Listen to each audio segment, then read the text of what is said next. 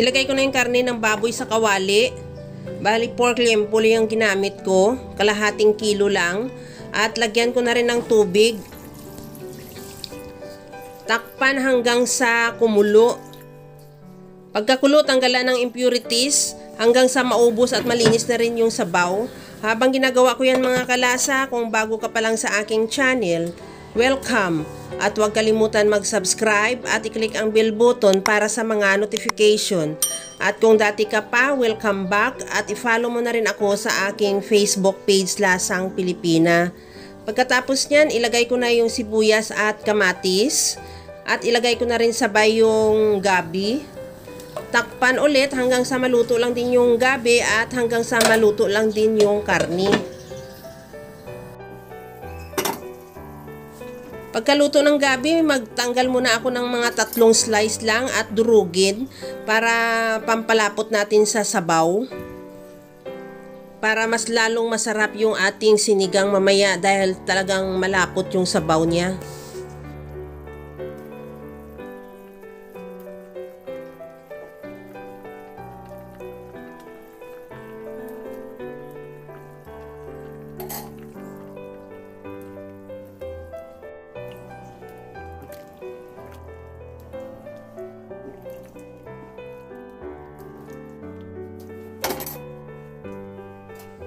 Ilagay ko na rin yung iba pang gulay, gagaya ng labanus, okra, at ilagay ko na rin yung talong.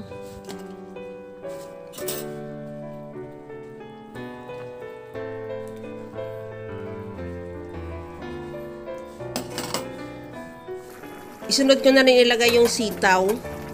Kunting halo lang at takpan hanggang sa maluto lang din yung gulay.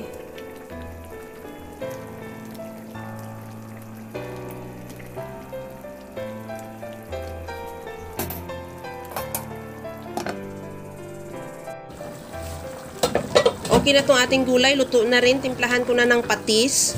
Maglagay din ako ng paminta. Ilagay ko na rin yung siling green.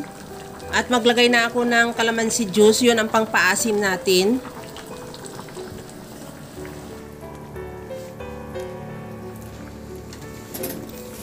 At maglagay na ako ng kangkong. Ihalo lang din hanggang sa maluto lang din yung kangkong. At ready to serve na yan. Kaya mga kalasa, kung nagustuhan mo yung ating video, please like na lang at pakishare na rin sa inyong mga friends. At kung bago ka pa lang sa aking channel, subscribe na at i-click mo na rin ang bell button para sa mga notification. Tikman ko muna kung okay na yung timpla niya.